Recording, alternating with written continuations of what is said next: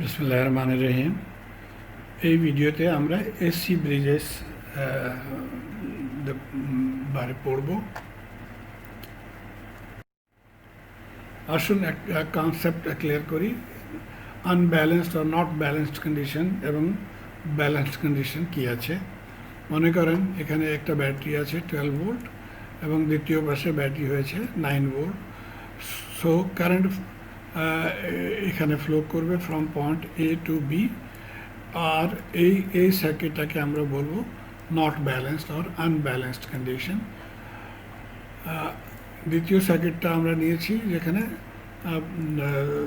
ব্যাটারিটা আছে 12 volt on both sides, সেই জন্য এটার মধ্যে કોઈ কারেন্ট ফ্লো করবে না, এবং এই সার্কিটটাকে আমরা বলবো ব্যালেন্সড সার্কিট। যখন আমরা ব্রিজ সার্কিট পড়েছি, আর ব্রিজ নামটা হয়েছে, আমি মনে করি দুই বিল্ডিংয়ের মধ্যে একটা ব্রিজ আছে, এটা এমন করে ব্রিজ সার্কিটের নাম দিয়েছে। এটার মধ্যে এখানে আছে মিটার। যখন এই ভোল্টেজটা V1 বরাবর হবে V2, তখন এটার মধ্যে કોઈ কারেন্ট ফ্লো করবে না, এবং এই কন্ডিশনটাকে আমরা বলি balanced condition. This is balanced condition. যখন ব্রিজ ব্যালেন্সড হয় তখন আমরা একটা ফর্মুলা ফলো করি। ফর্মুলা হয়েছে multiplication of opposite arms are equal to each other. এটা মানে হয় এই দুটো দেখেন অপোজিট আর্ম আছে, এটার মাল্টিপ্লিকেশন বরাবর হবে এই দুইটা অপোজিট আর্ম আছে এটার মাল্টিপ্লিকেশন। সেজন্য আমরা লিখতে পারি Z2 into Z3, Z2 into Z3 is equal to Z1 into ZX। এই ফর্মুলাটাকে আমরা নিয়ে চলবো যখন ব্রিজটা ব্যালেন্স হয়। তখন সার্কিটটা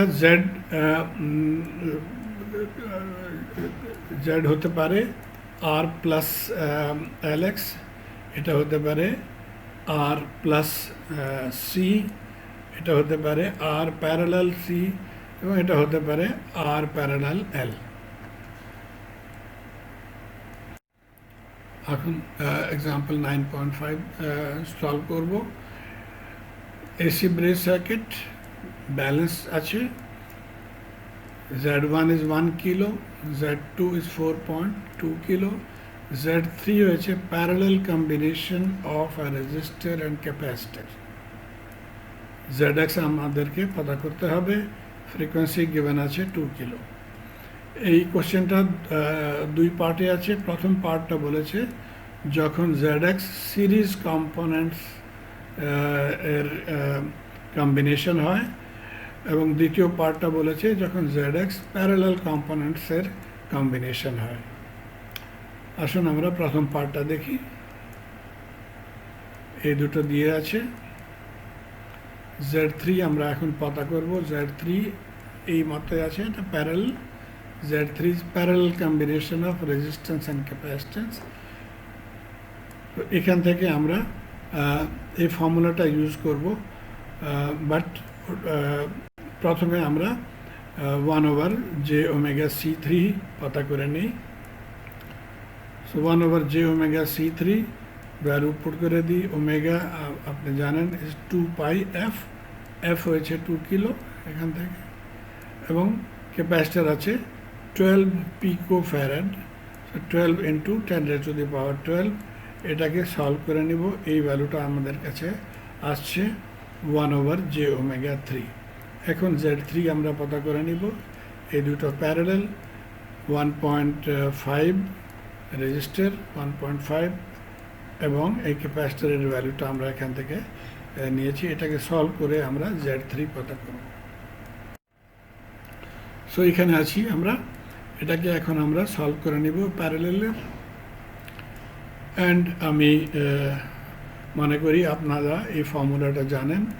প্যারালাল যখন দুইটা রেজিস্টার R1 R2 আছে, তার প্যারালাল সলভ করার জন্য আমরা ফর্মুলা ইউজ করি R1 multiply by R2 divided by R1 plus R2। আমরা এই ফর্মুলাটা এখানে ইউজ করেছি। এখন দেখেন, প্রথম part multiplied by second part divided by প্রথম পার্ট প্লাস দ্বিতীয় পার্ট।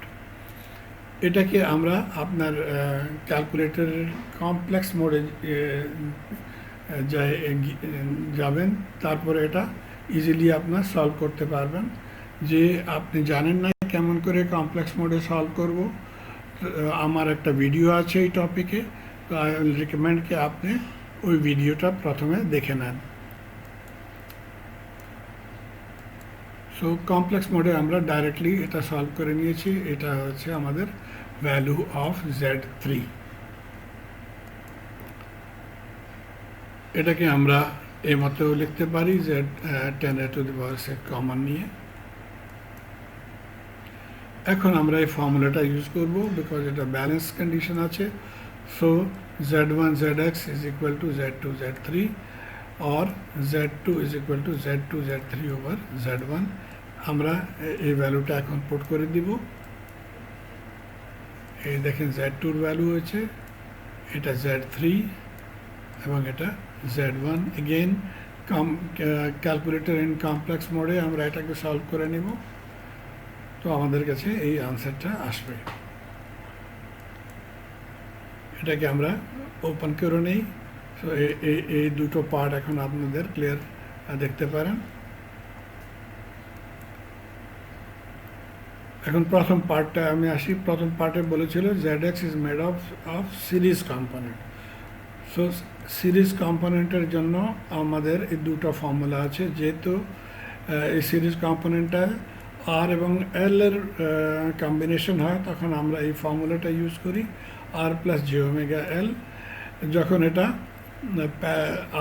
ক্যাপাসিটর এবং রেজিস্টার কম্বিনেশন হয়, তখন আমরা এই ফর্মুলাটা ইউজ করি, যেটাকে এইভাবেও আমরা লিখতে পারি, আর minus j divided by ωc। এখন এখানে মাইনাস সাইন আছে, সেই জন্য আমরা কনক্লুড করতে পারি যে আমরা এই ফর্মুলাটাকে ইউজ করব।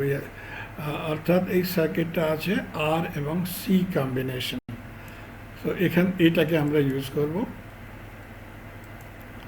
সো প্রথম পার্টটা আপনি দেখেন আর এবং এই পার্টটা আমরা কম্পেয়ার করি। সো এটা হচ্ছে রেজিস্ট্যান্সেস ভ্যালু। সো Rx ইজ 5.93 10⁻⁶, এই পার্টটা, and is equal to 5.993 mega ohm. দ্বিতীয় পার্টটা আমরা কম্পেয়ার করি, মাইনাস জে ছেড়ে দিই, 1/ωc বরাবর হবে 1.356 10⁻⁶। সো 1/ωc ইজ যেটাকে বরাবর হয় 1/2πfc, অ্যান্ড এটা বরাবর হয়েছে এই পার্টের। এখান থেকে আমরা ভ্যালু অফ সি ক্যালকুলেট করে নিব। সো সি ইজ 1/2πf এবং এই ভ্যালুটা এখানে আসছে। তো সি এর ভ্যালু আমরা এখানে 58.69 পিকোফ্যারাড ক্যালকুলেট করে নিয়েছি। তো এটা প্রথম পার্টটা হয়ে গেছে। এখন আমরা আসি দ্বিতীয় পার্টে, যে মনে করি ZX is a combination of parallel combination of R and C. যখন এটা প্যারালাল কম্বিনেশন হবে, তখন আমাদের ফর্মুলাটা ডিফারেন্ট হয়ে যাবে। এটা হয়েছে Z এর ভ্যালু সেম থাকবে, বাট এই ফর্মুলাটা এখন আমরা ইউজ করব, বিকজ এটা parallel combination. So R into parallel 1/jωCX multiply করে নেই, উপরে নিচে আমরা অ্যাড করে নেই প্যারালাল সলভ করার জন্য। এখান থেকে আমরা এলসিএম নিয়েছি, এটার এই দুইটা ক্যান্সেল হয়ে যাবে। সো এটা আমাদের সিম্পলিফাইড সার্কিট, এখানে সিম্পলিফাইড ভ্যালু এখানে আসছে। এখন আমরা এটার সঙ্গে কম্পেয়ার করব, বাট এখানে দেখেন এটা হয়েছে real part into imaginary part. আমাদের এই ফর্মুলাতে রিয়েল ইমাজিনারি সেপারেট নাই, ডিনোমিনেটরে আমাদের 1+jω আছে। এটাকে আমরা ডিনোমিনেটর থেকে ইমাজিনারি পার্ট আমরা শেষ করব।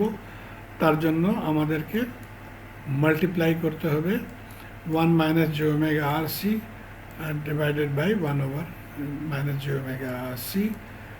তাকে এখান থেকে এখন দেখেন এটা মাল্টিপ্লাই হয়ে যাবে। স্টেপ আপনার ফলো করবেন। J square is equal to -1 multiply by minus, so এখানে প্লাস হয়ে যাবে এবং আমাদের কাছে আসছে omega R X C X square. এখন আমরা এটাকে সেপারেট টার্মসে লিখতে পারি। এইটা হয়েছে আমাদের রিয়েল টার্ম এবং এখানে আছে ইমাজিনারি টার্ম। আসুন এটাকে দ্বিতীয়বার আমরা লিখে নিই। এই জেড এক্সটা এখানে আছে এবং ফর্মুলার ফর্মে এখানে লিখেছি। এখন আমরা এই দুটোকে কম্পেয়ার করে নিব এবং ভ্যালু পতা করব। প্রথমে এটাকে আমরা কম্পেয়ার করে নিয়েছি। So real part R X 1/this is equal to 5.993 into 10 raised to the power 6। এটাকে আমরা 10 raised to the power 6 লিখে নাই, আমরা আনসারে যাকে ওটাকে লিখে দিব।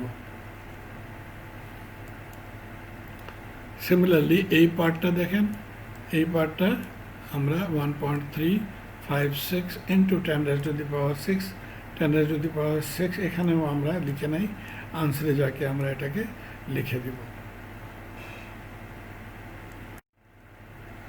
সো আমাদের কাছে একটা ইকুয়েশন ছিল, নাম্বার 1 ইকুয়েশন এটা ছিল, অ্যান্ড দ্বিতীয় ইকুয়েশনটা এটা ছিল।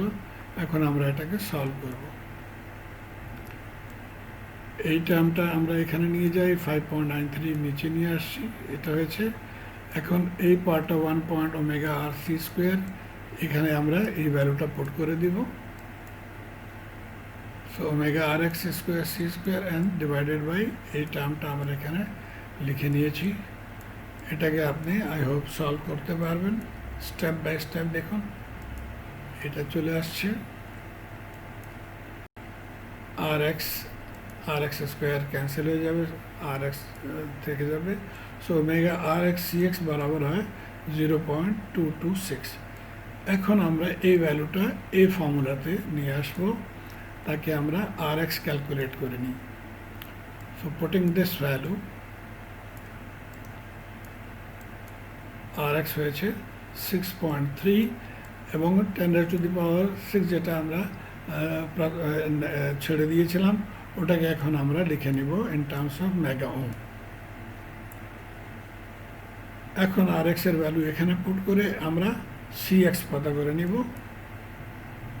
এই দেখেন আর এক্স এর ভ্যালু পুট করে আমাদের কাছে সি এক্স আসছে 2.85 picofarad। The capacitor value calculated in the book is incorrect. আপনাদের বুকে লিখেছে 2.85 মাইক্রোফ্যারাড, এটা পিকোফ্যারাড হবে। এখন আসুন আমরা প্র্যাকটিস প্রবলেম দেখি। Exactly same technique. এটা দিয়ে হয়েছে Z2 হয়েছে আর এবং ইন্ডাক্টর ইন সিরিজ, অ্যান্ড Z312কে ফ্রিকোয়েন্সি দিয়েছে। আমাদের ZX এর কম্পোনেন্ট পতা করতে হবে, এটা আর এবং সি और আর এবং এল কি আছে। সেম টেকনিক, এই দুটো দিয়েছি। Z2 পতা করে নিব, Z2 is 10, এই দেখেন resistance plus j omega L, আর plus j omega L, resistance হয়েছে 10 লিখে নিই।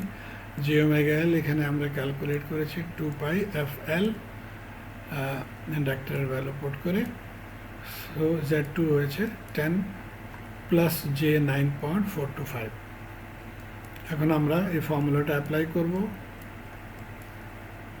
এখানে ভ্যালুস যেটা ক্যালকুলেট করেছি অ্যাড করে দিব। এই দুটো ভ্যালু এখন আমাদের কাছে ফাইনাল আসছে। এগেন আমরা এই ফর্মুলাটা ইউজ করব। দেখেন এটা প্লাস সাইন আছে, সেই জন্য আমরা প্রথম ফর্মুলাটাকে ইউজ করব। এখান থেকে কম্পেয়ার করবেন আপনি R is equal to 25 ohm. So R is equal to 25 ohm resistor এবং omega L is 23.5, omega L is 23.5। এখান থেকে আমরা এল পতা করে নেই, L is equal to 0.625 microhenry. আমি আশা করি আপনাদের বুঝতে পেরেছেন কেমন করে ব্রিজ প্রবলেমটাকে, এসি ব্রিজ প্রবলেমটাকে আমরা সলভ করব। ধন্যবাদ।